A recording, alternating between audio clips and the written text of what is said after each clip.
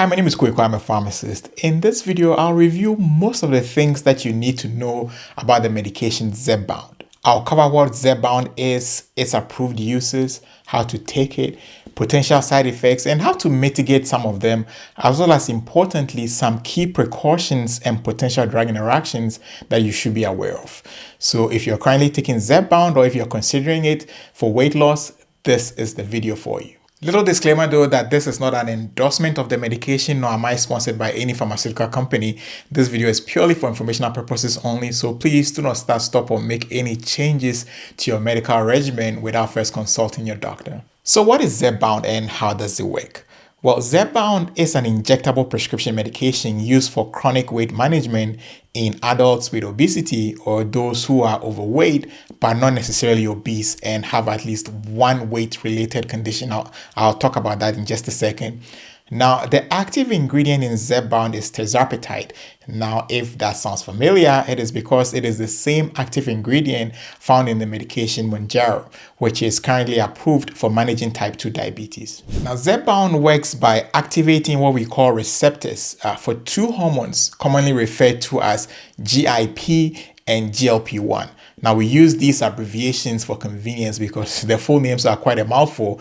Now, these hormones are naturally released in the intestines after eating, and they play a key role in regulating appetite, food intake, and blood sugar levels. Now, when these receptors are activated by ZEPBOUND, they mimic or copy the effects of these hormones.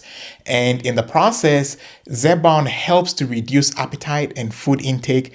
It slows down stomach emptying, something we call gastric emptying, which is the rate at which food leaves the digestive system. And therefore, it enhances feelings of fullness. Now, when all this is combined with a reduced calorie diet and increased physical activity, this can lead to significant weight loss. Now, ZEPBOUND is approved for adults who have a BMI or body mass index of 30 or higher, or who have a BMI of 27 or higher if they have at least one other weight-related health condition, such as high blood pressure, type 2 diabetes, high cholesterol, or even sometimes obstructive sleep apnea. Now, let's talk about dosage and administration of ZEPBOUND. ZEPBOUND is a once-weekly injectable medication that comes in pre-filled single-dose pens. The starting dose is 2.5 milligrams per week for the first 4 weeks, which helps your body kind of get adjusted to the medication and minimize side effects. Now, after 4 weeks, the dose is increased to 5 milligrams per week with potential further increases up to a maximum of 15 milligrams per week, based on your response and how well you're tolerating it. ZEPBOUND can be injected at any time of the day with or without meals, but it's best to choose a consistent day each week. Say, for example, maybe Saturdays or maybe Sundays. What this would do is that it would help you not to forget to take a dose. Now, it's definitely not a bad idea to time your first dose on a day when you know that you're going to be off maybe the next day or two, because the last thing you want is to take it and then go to work the next day and have adverse effects. ZEPBOUND can be injected into the abdomen, the thigh, or the upper arm. However, it is important to rotate injection sites just to minimize skin reactions and maintain comfort. Now, if you miss a dose, you should administer it as soon as possible if it's within 4 days. If more than 4 days have passed, the general recommendation is to skip the missed dose and take the next dose on your regular day. Now, let's shift focus a little bit and talk about side effects. The most common side effects of ZEPBOUND are usually gastrointestinal related, and they include things like nausea and or vomiting, diarrhea, constipation, abdominal pain, indigestion, or GERD, or what we normally call gastroesophageal reflux.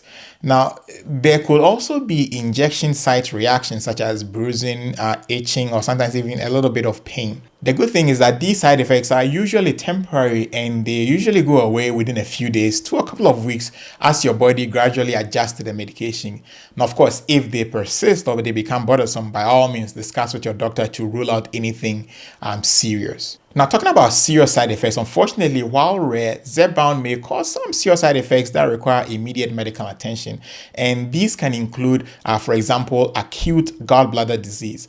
Now, symptoms of an acute gallbladder disease, may include pain in your upper abdomen, fever, yellowing of the skin or eyes, which we call jaundice, or sometimes your stools can be clay colored. Another potential serious side effect is acute pancreatitis, or inflammation of the pancreas, which may be manifested as a severe pain in the stomach area that would not go away with or without vomiting. Now, some people complain that they feel the pain radiating from the abdomen towards the back, so that is something you need to look out for and draw your doctor's attention if, God forbid, it happens to you. Now, another potential serious side effect is low blood sugar, or we medically call hypoglycemia, which may be manifested as sweating, shaking, dizziness, confusion, or sometimes even blurred vision. Now, unfortunately, there has been some reported suicidal thoughts or behavior. Very rare, but it has been reported. So if you experience anything like that, it's advisable to seek medical help immediately.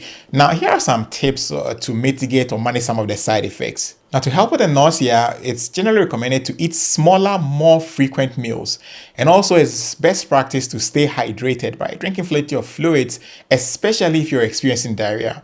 Now, diarrhea, nausea, and vomiting may cause loss of fluids, dehydration, which may cause kidney problems. So it's definitely important to, make sure you're well hydrated, drink fluids to reduce your chances or risk of dehydration. Now, I want to touch on one key precaution or contraindication that you should know about. Now, do not use ZEPBOUND if you have a personal or family history of certain types of thyroid cancers. We call them medullary thyroid carcinoma or multiple endocrine neoplasia syndrome type 2. Now, these are very specific cancers. We are not talking about you having some type of hypothyroidism where you take maybe Synthroid or levothyroxine. I felt I needed to clarify that because a lot of times I get questions. People say, hey, I have this thyroid issue. Can I take Mounjaro? Can I take ZEPBOUND?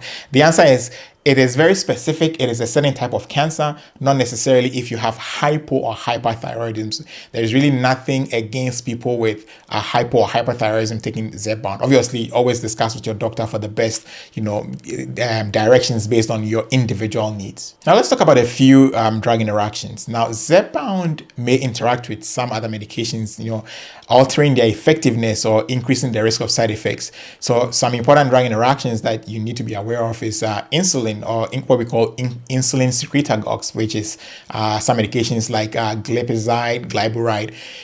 Combining these medications with ZEPBOUND may increase the risk of low blood sugar, hypoglycemia, like I said.